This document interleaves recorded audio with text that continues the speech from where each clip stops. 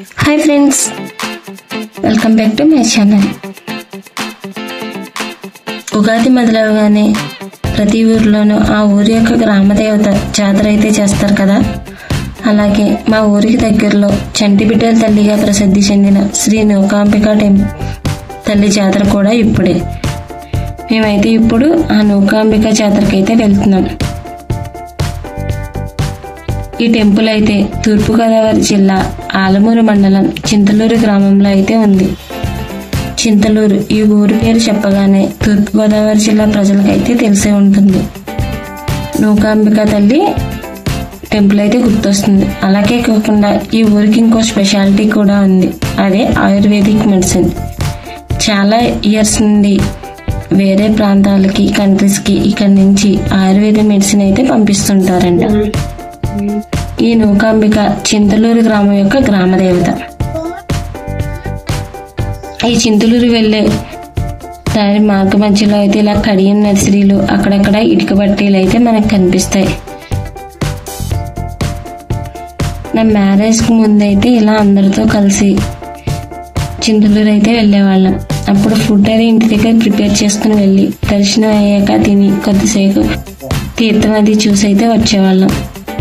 మళ్ళీ చాలా ఇయర్స్ తర్వాత అందరితో కలిసి ఇలా చింతలూరు అయితే వెళ్ళాను.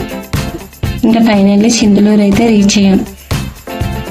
అందరం అయితే ఆటో దిగేసిన తర్వాత అక్కడే కొబ్బరికాయలు అమ్ముతుంటే కొబ్బరికాయలు అయితే తీసుకున్నాం.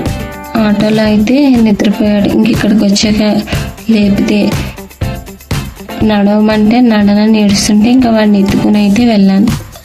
ఇంకా సాయి అయితే నేను వీడియో తీస్తాను ఇవ్వక్క అని చెప్పి తనైతే వీడియో తీసింది. ఇక్కడ ఆ రోజు మేము వెళ్ళిన రోజు రష్ ఎక్కువ ఉండడం వల్ల ఆటో బళ్ళు అవి అయితే సగంలో అయితే ఆపేస్తున్నారు. ఇంక ఇలా పక్క నుంచి వెళ్తే టెంపుల్ దగ్గరికి వెళ్ళిపోతారు మీరు అని చెప్తే మేము అలా అయితే సైడ్ నుంచి వెళ్ళాం. టెంపుల్ అయితే చాలా దగ్గరగా ఉంది అక్కడికి. ఇంకా మేము ఆలయ ప్రాంగణంలోకి అయితే చేరుకున్నాం. ఇక్కడ ఫస్ట్ మనం వెళ్ళగానే అమ్మవారిని దర్శనం అయితే చేసుకోరు.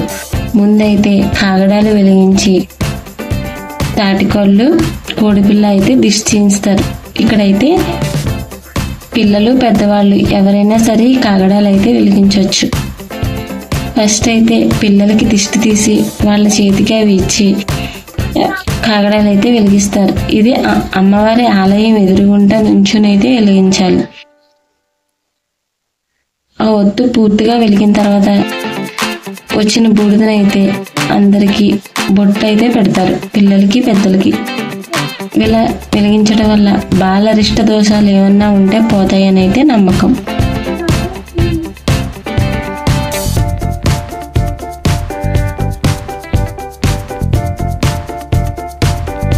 అమ్మమ్మలందరూ కలిసి మనవల చేత అయితే కాగడాలు వెలిగిస్తున్నారు.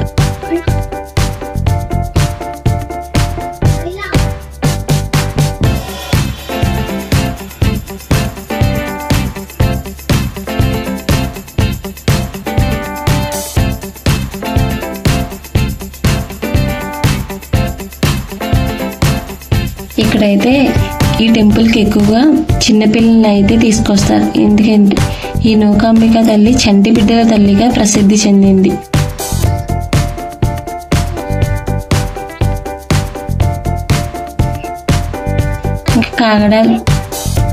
కాగడాలు వెలిగించడం పూర్తయిన తర్వాత తాటికల్లు కోడిపిల్ల దిష్టించడానికి అయితే తీసుకెళ్ళాం. వాటికైతే టికెట్ ఉంటుంది. ఈ కాగడాలు కూడా జత 10 రూపీస్కి అయితే 10 or 20కి అయితే తీసుకున్నాం. అలాగే ఈ నూకాంబిక జాతర అయితే ఉగాది ముందు రోజుని మొదలయ్యి 4 రోజులైతే జరుగుతుంది. ఉగాది ముందు రోజు అయితే కరగల నృత్యాలతో జాగారంతో చాలా వైభవంగా అయితే స్టార్ట్ అవుతుంది. నైట్ టైం చూడడానికి ఇంకా అందంగా ఉంటుంది లైటింగ్ వెలుగుల్లో. ఇక్కడ పిల్లలు ఆడుకోవడానికి బ్రేక్ డాన్స్, రంగుల రాట్నాలు, జెయింట్ వీళ్ళు అయితే చాలా రకాల గేమ్స్ అయితే ఉంటాయి. అలాగే మన ఇంట్లో వంటకు కావాల్సిన వంట సామాగ్రి అవి అయితే చాలా తక్కువ రేటుకి లభిస్తాయి. పార్కింగ్ చేయడం అయితే రావాలి.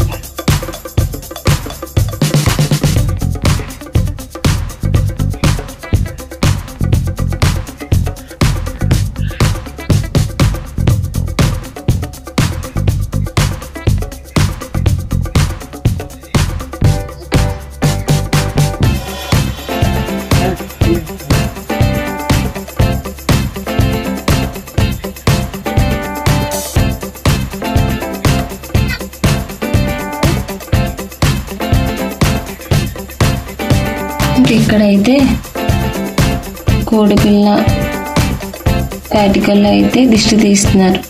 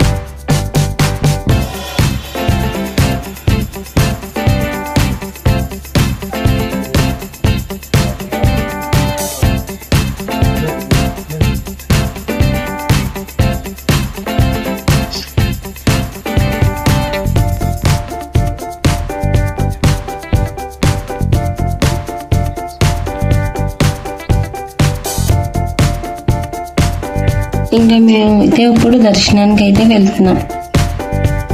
ఆ రోజు జనం ఎక్కువ ఉండడం వల్ల లైన్ కూడా పెద్దదిగానే ఉంది. క్యూ లైన్లో అయితే నించున్నాం. ఇక్కడైతే 50 రూపీస్ 10 రూపీస్ దర్శన టికెట్స్ అయితే ఉన్నాయి. మేము 10 రూపీస్ దర్శనానికి అయితే వెళ్ళాం. టెంపుల్ అయితే ఇంతకుముందు వేరే విధంగా ఉండేది. ఇప్పుడైతే కన్స్ట్రక్షన్ చేస్తున్నారు, అంటే టెంపుల్ మొత్తాన్ని రీమోడలింగ్ అయితే చేస్తున్నారు. ఇంకా లైన్స్ అవి పెట్టారు. ఆ లైన్లోంచి వెళ్ళేటప్పుడు ఇలా మధ్యలో దారి ఉంటే అన్నీ తిరిగి వెళ్ళలేక ఒకళ్ళు వెళ్తే ఇంకా అందరూ అలా మధ్య నుంచే వెళ్ళడం స్టార్ట్ చేశారు.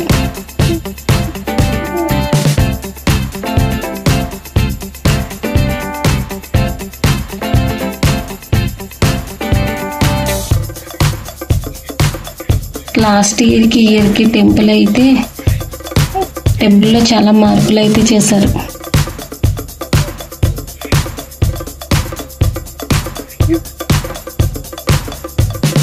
దగ్గర ప్రాంతాల నుంచే కాకుండా దూర ప్రాంతాల నుంచి కూడా ఈ నూకాంబిక తల్లిని దర్శనం చేసుకోవడానికి అయితే వస్తుంటారు. ఇంకా మనం అమ్మవారి దర్శనానికి వెళ్ళే ముందే కొబ్బరికాయలు అయితే బయట కొట్టేసి అప్పుడు దర్శనానికి అయితే వెళ్ళాలి.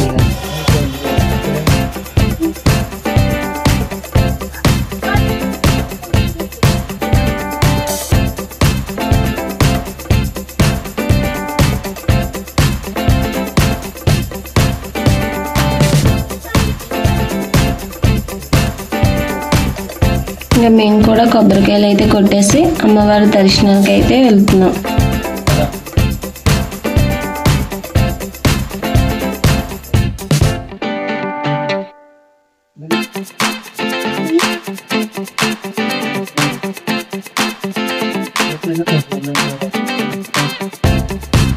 ఇదైతే అమ్మవారి గర్భగుడి బయట. మీరు కూడా అమ్మవారిని అయితే దర్శనం చేసుకోండి.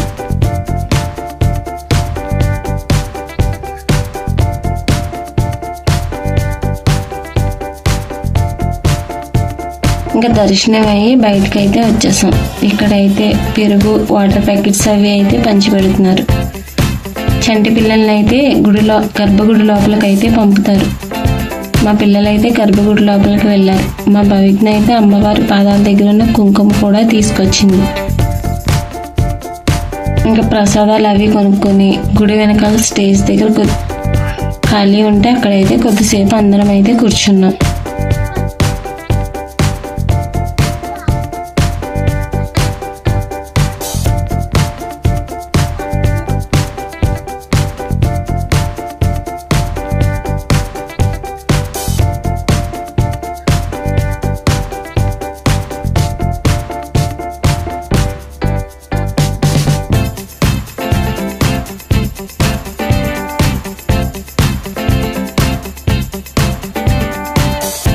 ఇంకా మా పిల్లలైతే ఏ తీర్థానికి వెళ్ళినా ఫస్ట్ బొమ్మలు అయితే అడుగుతారు, కానీ ఈ తీర్థంలో అడిగారు కానీ అంతలా పేచీ పెట్టలేదు.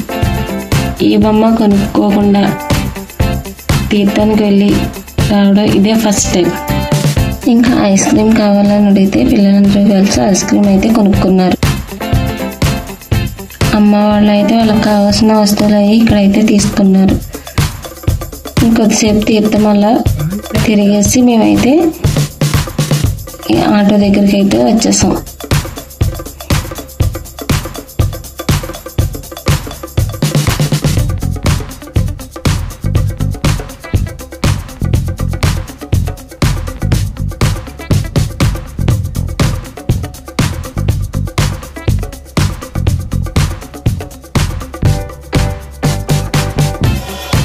ఇంకా వీళ్ళు ఐస్ క్రీమ్ తిన్న తర్వాత లేస్ ప్యాకెట్లు, పేదాల ప్యాకెట్లు అవి కూడా తీసుకున్నారు. ఇంకా వెళ్ళేదారిలో కొద్దిగా ప్లేస్ ఖాళీగా కనిపిస్తే అరుగు దగ్గర కూర్చొని కొద్దిసేపు అయితే అలా మాట్లాడుకుంటూ కూర్చున్నాం.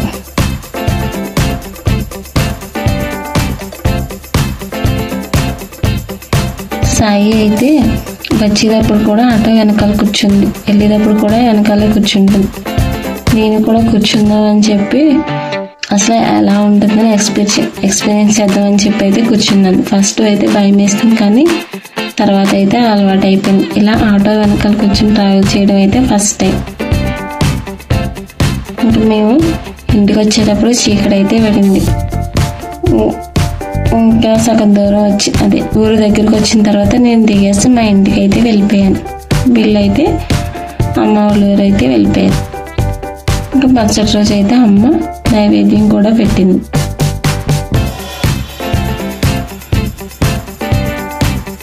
ఫైనల్లీ మా వీడియోస్ కనుక మీకు నచ్చితే లైక్, షేర్, సబ్స్క్రైబ్. మరిన్ని మంచి వీడియోస్ కోసం మన ఛానల్ అయితే సబ్స్క్రైబ్ చేసుకోండి.